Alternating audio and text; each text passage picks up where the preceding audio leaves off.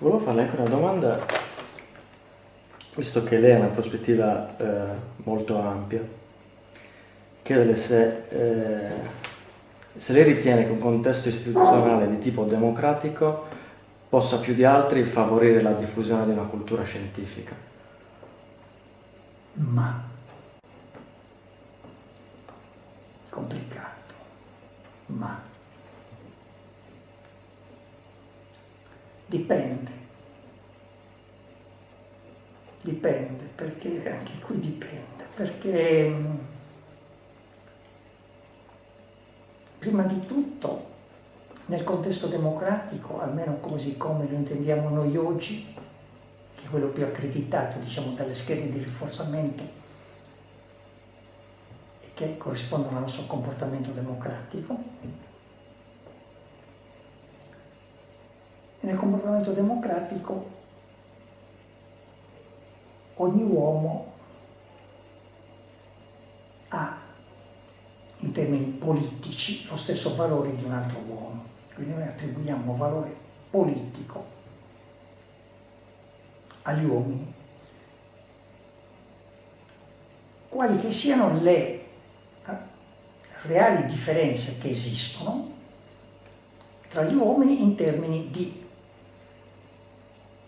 insiemi di comportamenti che li caratterizzano, ammesso che noi definiamo la personalità come insieme di catene di comportamenti, che possono essere più o meno complessi, cioè condizionati da schede di primo, secondo, ennesimo livello. Purtroppo per noi, per motivi di organizzazione sociale, per motivi di trasmissione della cultura, per motivi legati al fatto che gli uomini sono portati, se mancano di schede adatte, a soddisfare bisogni immediati anziché bisogni immediati, cioè sacrificare interessi in funzione del soddisfacimento di interessi più importanti nel futuro, o comunque anche se sono più importanti di interessi futuri. Quindi la democrazia determina questo appiattimento e in questo senso è quella che è. No, non dà spazio alla scienza, perché gli uomini sono tutti diversi, però sono tutti uguali, il che significa che scelgono tutti allo stesso modo su problemi complessi che richiedono schede di rinforzamento complesse, che non tutti hanno. Allora alcuni, la maggior parte, l'80, il 90% valuta in base a interessi immediati. Io voglio la casa subito, io voglio mangiare bene subito, io voglio divertirmi subito, io voglio avere soldi subito, eccetera. La prospettiva temporale non entra nella, vedi Ainsley, Pico Economics, la prospettiva temporale non entra. Le forme di addiction e via discorrendo, l'inversione dell'ordine dei comportamenti e via discorrendo, non c'entra niente. Quindi stabiliamo una minima percentuale, ritiene invece di dover scegliere in base a schede di rinforzamento, come si sa capirlo, in base a discorsi più complicati. No, state attenti perché insomma il debito pubblico è troppo grande, state attenti perché bisogna lavorare di più, state attenti perché nel futuro non ci saranno la possibilità di dare la pensione a tutti e via discorrendo. In sintesi, state attenti perché se vogliamo star bene in futuro dobbiamo sacrificarci oggi. Questa è la legge economica basilare della crescita e dello sviluppo.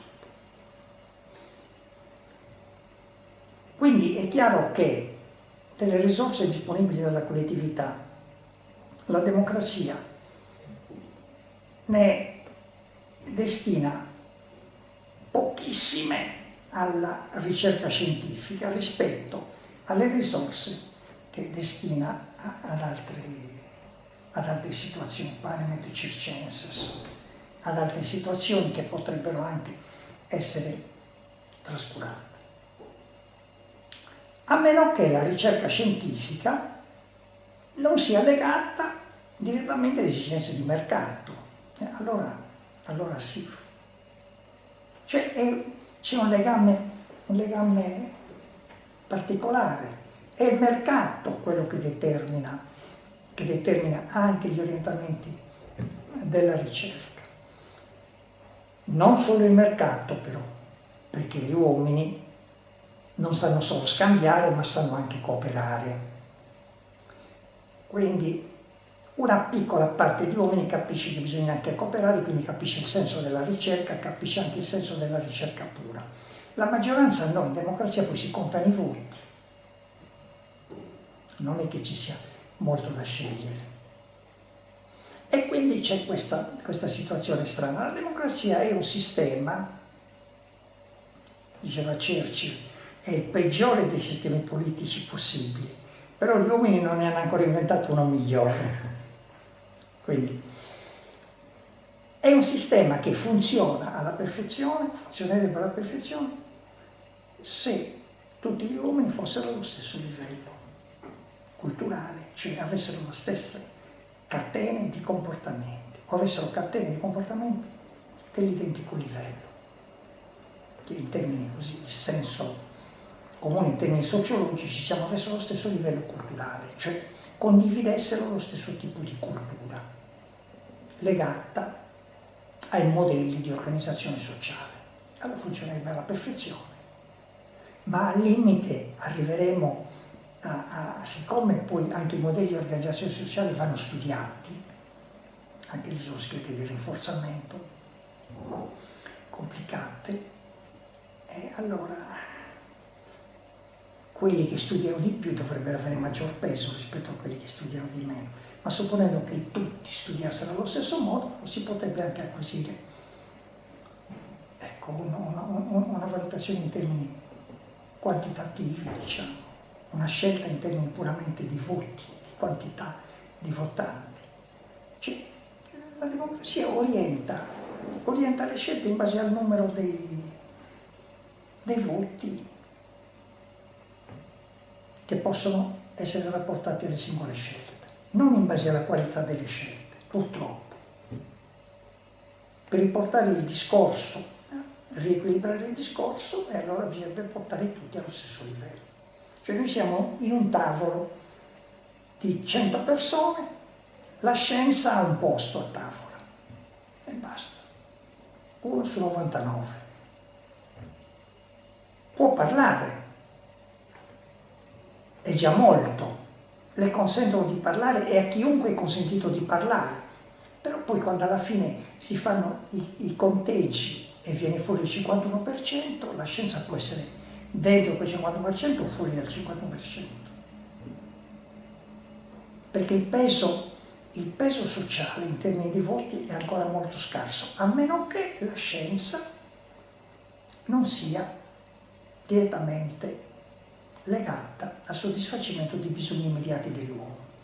La scienza naturale lo è, medicina, fisica anche, scienza sociale no. Siamo molto indietro e questa è la tragedia della scienza sociale. Però se non riusciamo se la scienza sociale riuscisse a sistematizzarsi, a dare una risposta effettiva ai problemi della società riconosciuta anche da tutti gli altri soggetti, allora l'uomo verrebbe guidato, l'umanità verrebbe guidata dagli scienziati sociali, che era la vecchia ipotesi Platone. Non so se sia bene o male, non lo so, ma comunque avremmo, siccome la scienza poi non può risolvere, la scienza sociale non può risolvere tutto, avremmo solo una base di problematiche sulle quali fondarci. Poi sarebbe libero l'uomo di scegliere tra i diversi valori, però avremo almeno una base di razionalità strutturale che adesso non abbiamo.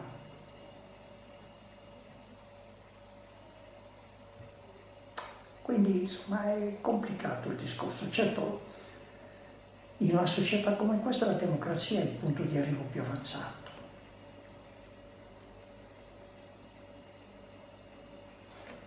Anche se si desse in mano il mondo ai comportamentisti e ai cognitivisti, combinerebbero molti pasticci, perché non hanno le idee chiare allo stato attuale, quindi già molti pasticci li combinerebbero.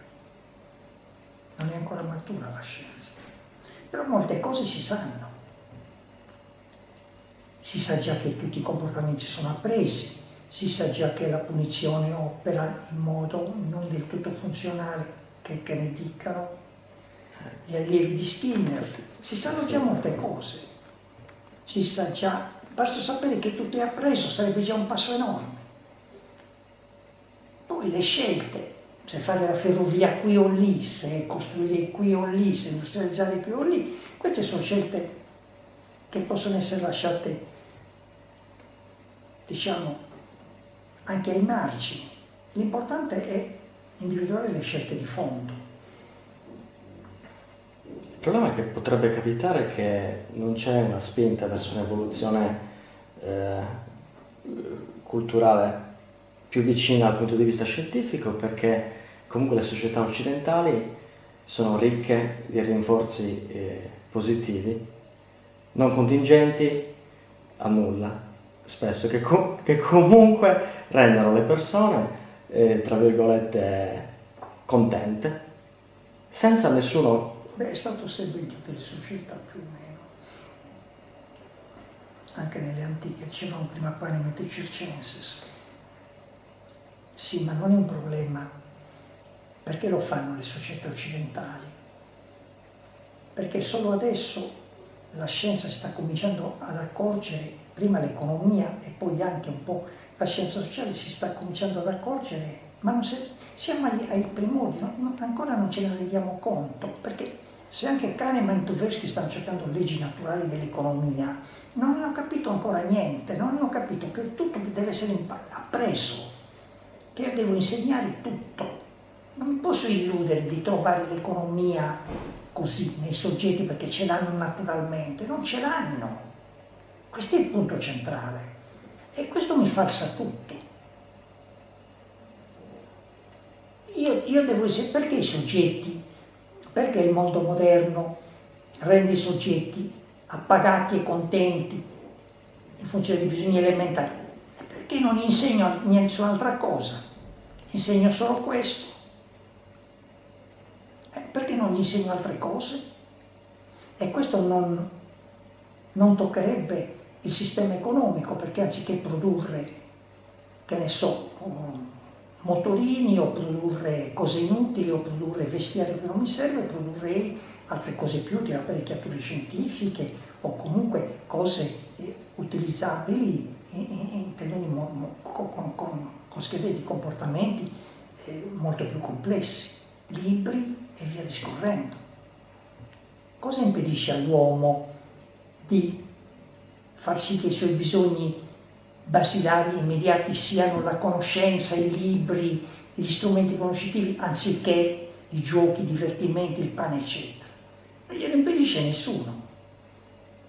È il modello di socializzazione che glielo impedisce.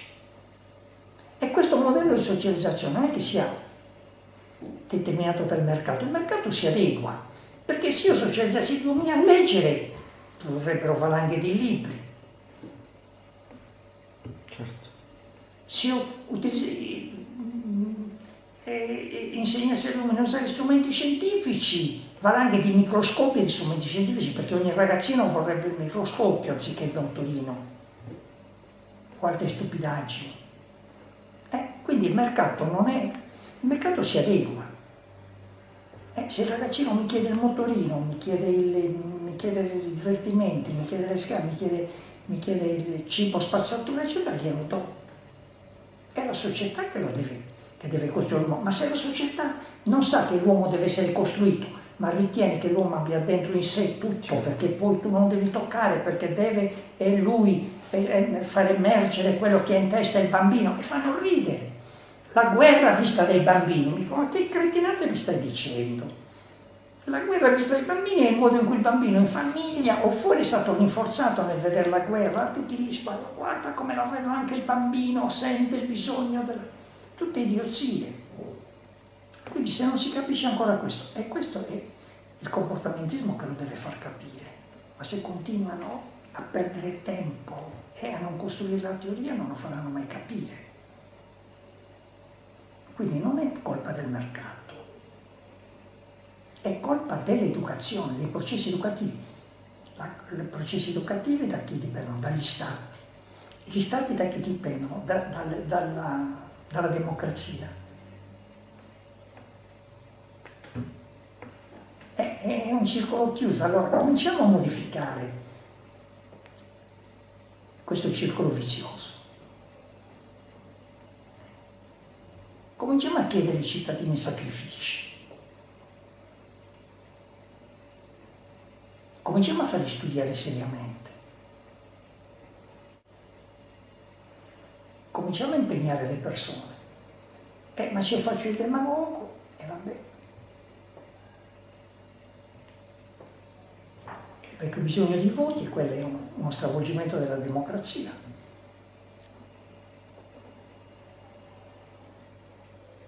È un attrito della democrazia. Infatti la democrazia è lo stesso errore, studiano la democrazia così come no. La devi studiare in astratto e poi vedere perché non è come il modello astratto, perché sono gli attriti, allora devi eliminare gli attriti. La democrazia non funziona bene se la scuola non funziona bene. E la scuola funziona bene quando metti tutti i soggetti allo stesso livello, cioè dai a tutti i soggetti gli stessi repertori di operanti. Allora devi decidere lì che la democrazia funziona. Che repertori gli stai dando? Nessuno, è tutto allo sbando. Oppure stai accettando i repertori del senso comune, ma non funziona la democrazia. Il grande valore della scuola, ma devi cambiare la scuola, non costruire la scuola in base ai comportamenti innati dei soggetti che non esistono, a quello che i soggetti hanno in testa, è sempre lo stesso errore, alle leggi naturali. Il contrario. Quindi allora, se è una scuola che funziona la democrazia. Ma se la scuola funziona perché c'è uno studio dell'uomo avanzato che funziona. Ma qui non abbiamo niente. Parliamo dei pedagogisti, che sono tutti filosofi di quarto. Poi ci sono i cognitivisti, che sono la maggior. Influenzano la società questi qui, influenzano le scuole, influenzano gli uomini politici. Ci sono i comportamentisti che stanno tutti zitti perché stanno studiando i reati ma non hanno ancora capito che, insomma. È come se i fisici stessero ancora facendo esperimenti su impossibili tipo di movimento. Dunque vediamo, questo si muove così perché lo spingo, vediamo questo, questo si muove così, ok, questi muovono così, poi spingo questo si muove così. No, ne capiamo fuori un ragno dal buco, miliardi di esperimenti, tutti uguali, però non si conclude niente. Mentre visti dall'altro aspetto sarebbe importantissimo. Individuano gli attriti, ma se non fai gli esperimenti per individuare gli attriti, a che pro li fai? Li ripeti in continuazione.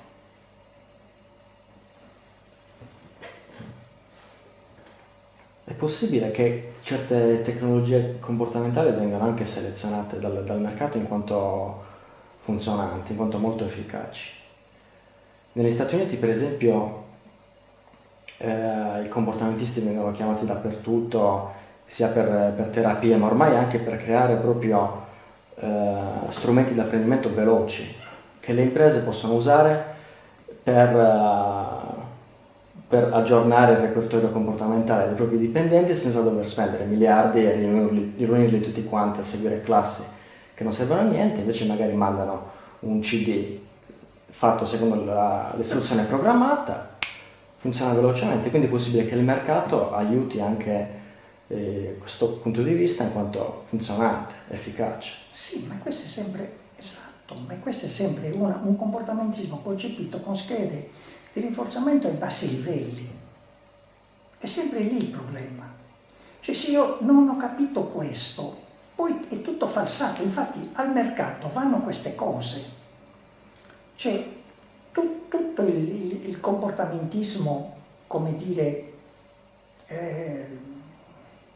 professionale, chiamiamolo così, è fondato su schede di bassissimo livello e quelle vanno, corrono, certo, io faccio le scimmie, ti devo addestrare a usare quella matematica, non ti faccio capire nient'altro, devi muoverti così, cosa premi questo, se si accende il tastino quello rosso premi quest'altro, se no insegno sequenze di comportamenti assolutamente avulse da un contesto più alto, non sto insegnando a usare la macchina, a manovrarla perché ha capito come funziona e quindi adeguo il mio comportamento non a una logica esogena di condizionamenti, di contingenze diciamo esogene, ma lo adeguo a contingenze più alte. Una cosa è riparare l'automobile, la professionalità di tutti, compresi anche i medici. Insegnano protocolli, anche i medici, chiunque, dai piloti dell'aereo ai medici, protocolli. E ti devi conformare al protocollo, ci fai la scimmia, dunque, se non sei attento al protocollo l'aereo cade. Noi abbiamo fatto più esperimenti, porta che io ho riportato sul piano psicologico. Protocollo. In adeguatezza al protocollo l'aereo cade, giusto? Perché gli ha insegnato solo quello. Ma non gli ha insegnato quello che gli avresti dovuto insegnare, perché questo pilota, il più bravo pilota della KLM, come compagnia, vabbè, incidenti di 500 morti, 600 morti, 2 aerei, ancora complicato, abbastanza complicato. Questo l'ha messo a chiacchierare. No, questo la KLM è un'altra cosa, un altro, 300 morti, si era messo a chiacchierare. E non si era accorto che l'aereo stava scendendo in quota. I segnali non li ha neanche sentiti. Il segnale dell'altimetro, ripetuto 3-4 volte. Tutto questo in 2 minuti. 30 secondi prima dell'incidente ancora stavano discorrendo, poi alla fine si sono messi a urlare. Crollo, crash. Questo cosa significa? Non si è adeguato al protocollo, ok, bravo. Però tu devi andare indietro. Come gli aveva insegnato questo protocollo? Evidentemente questa era una personalità che aveva catene di operanti non compatte. Cioè, mentre stai leggendo, mi metto a bere il caffè, poi poggio, poi mentre guardo un'altra cosa, poi mi muovo, poi mi alzo. Siccome la personalità gli atteggiamenti sono interstiziali, è un tutto unico, tendenzialmente coerente o incoerente, se io gli insegno il protocollo, però insegno il protocollo a una personalità debole che ha catene di comportamento che si intersecano in modo incoerente, queste catene di comportamenti che si intersecano in modo incoerente possono riemergere durante il protocollo. Chi mi dice che non riemergono? Sono comportamenti appresi. Infatti stavano parlando delle vacanze, è emerso uno stimolo sociale, il protocollo è saltato. Poi gli dico, vabbè, non si è adeguato al protocollo, il medico che fa l'operazione non si adegua al protocollo, sì, d'accordo, non si è adeguato al protocollo. Spiegazione banale, perché il protocollo. Ma come gliel'ha insegnato il protocollo? In che tipo di personalità l'ha inserito questo protocollo? Non basta insegnarglielo così, come una scimmietta. E no, sto lavorando su un tessuto umano. Devo fare in modo che quel protocollo si combini con la personalità, con l'insieme di tutti gli altri protocolli appresi dal soggetto nel corso della sua vita. Quindi è molto più complicata la cosa. È più semplice insegnare il protocollo prescindendo da. Ma perché? Perché i comportamentisti non glielo dicono. Perché non glielo dicono? Perché anche loro sono fermi ai protocolli, le schede di rinforzamento sono protocolli semplici, gli do protocolli semplici, l'autismo è un protocollo semplice e così via per tutte le altre cose. Di qui anche alcune critiche dei cognitivisti che però non hanno strumenti.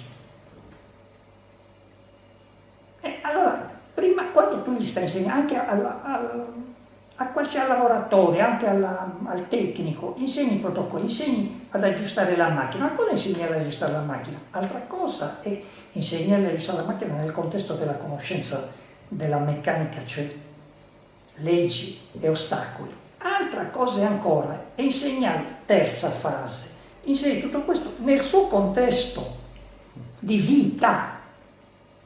Di vita. Se ne è uno schizoide. 8 ore vado lì a fare il medico, poi dopo mi metto a fare altre cose e non sono più medico. E beh no. 8 ore, 6 ore sto in aereo, poi dopo non sono più, sono un altro, divento un altro. E beh, Il problema è che non possiamo conoscere la storia passata, quindi ci arriva una persona e non sappiamo niente. Infatti, Dobbiamo cercare di costruire delle procedure che funzionino con tutti a prescindere dalla storia passata. Quello è l'ideale. dobbiamo intanto la storia passata bisogna conoscerla, e la storia passata si conosce unificando tutti i processi di socializzazione, i processi scolastici fatti in un certo modo, e va bene. Certo. Però sono in grado anche, allo stato attuale, anche se non conosco la storia passata, di capire qualcosa del soggetto, di capire se ha catene di comportamenti coerenti o non coerenti, che è quello che noi anche qui cerchiamo di fare, sia pure con strumenti rudimentali, diciamo, perché adesso non disponiamo, la scienza non dispone di strumenti più appropriati. Però io posso studiare le tipologie dei comportamenti realizzati dal soggetto, posso tenerlo sotto osservazione.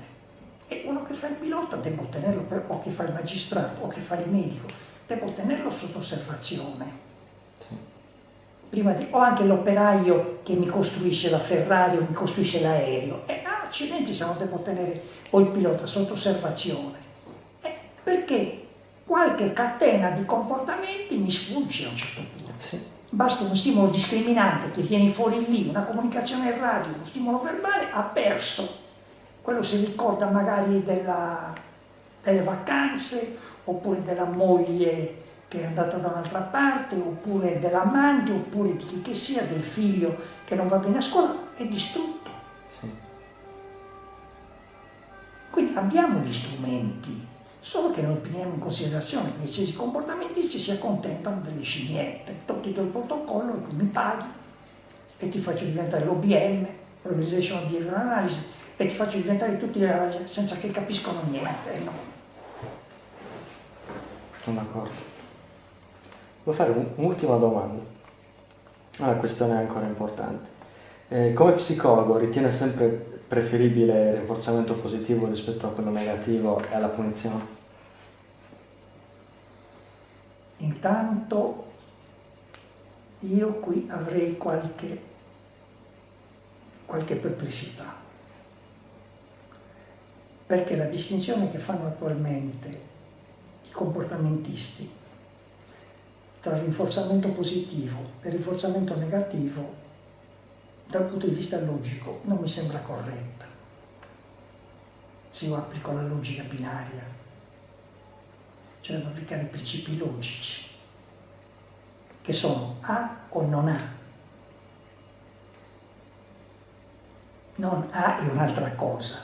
Quindi, se io voglio applicare la logica binaria al comportamento, e la devo applicare per costruire una sintassi corretta del comportamento, trovo che i due concetti alternativi sono rinforzamento positivo o assenza di rinforzamento positivo, cioè comportamento rinforzato o non rinforzato, non unito o rinforzato negativamente, perché il rinforzatore negativo, questo è un problema molto complesso, adesso io non ho ancora, sto cercando di analizzarlo con maggiore dettaglio.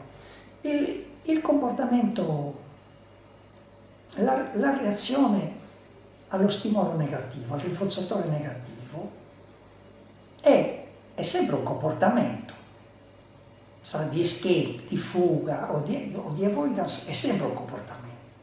Se un comportamento deve essere per forza rinforzato positivamente, se no non è un comportamento.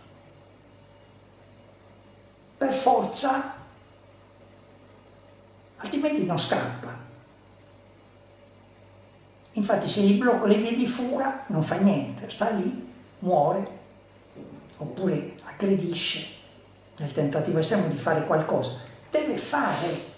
Quindi anche la fuga è un comportamento rinforzato positivamente. Non si scappa. Quindi il somministrargli la distinzione tra rinforzatori positivi e negativi è relativa. Tutti i comportamenti devono essere rinforzati positivamente, anche quelli di fuga. Mi smentiscano. La punizione è un'altra cosa, è somministrazione. Io ho avuto anche con Ersing, con altri, poi non avevo approfondito ancora in questo modo. No, è lo stesso, Skinner ha sbagliato, Skinner, perché poi Skinner anche, tra le altre cose, è quello che ha visto meglio di tutti, meglio, però anche lui cade nella trappola, rinforzamento positivo, rinforzamento negativo. No, è influente. Il rinforzamento può essere positivo di varie specie ed è sempre positivo. Quello negativo non mi interessa, quello negativo mi dice che c'è un rinforzamento positivo collegato a un effetto che io considero negativo, un altro può considerare anche positivo. Non c'entra niente la positività o negatività dello stimolo, è un evento naturale che non c'entra niente, non influisce nella logica del comportamento. È sbagliato. Quindi già quello è un errore metodologico basilare. Quindi il comportamento deve essere sempre e comunque rinforzato positivamente, è una sola la legge.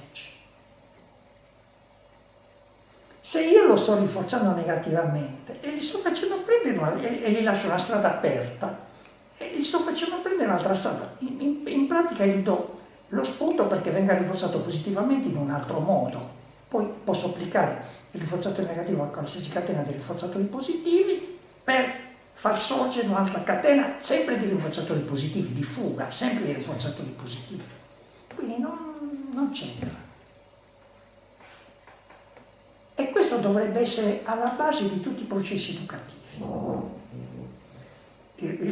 La somministrazione di punizioni, cioè somministrazione di rinforzatori negativi per impedire che il soggetto realizzi una catena di comportamenti che ovviamente è positivamente orientata, è un metodo sbrigativo, perché Skinner dice che non bisognerebbe usare la ragione, perché bisognerebbe fare in modo che il soggetto venga, e aveva ragione, l'intuizione ce l'aveva, venga rinforzato solo positivamente. Non bisognerebbe fare, viene rinforzato sempre solo positivamente, questo è il punto. Certo che per rinforzarlo sempre positivamente, cioè per fare in modo che elimini un rinforzatore che io non voglio, che la società non vuole, la cosa più semplice è educarlo in modo che questo rinforzatore non lo acquisisca, cioè non insegnargli quella catena di comportamenti, è la cosa più basilare. Infatti giustamente Skinner dice, cioè, insegnateli a non farle le cose, anziché punirlo quando le fa, per carenza di insegnamento. Ma in ogni caso, anche se io lo punisco, cosa più rapida, ha ragione Skinner, non elimino. Ma è ovvio che non li elimino, invece anche lì tutti contro Skinner, no, perché se il rinforzatore negativo, il comportamento, la frequenza si abbassa. Ma cosa c'entra si abbassa? Non si abbassa un cavolo, perché deve influire sulla variabile dipendente reale.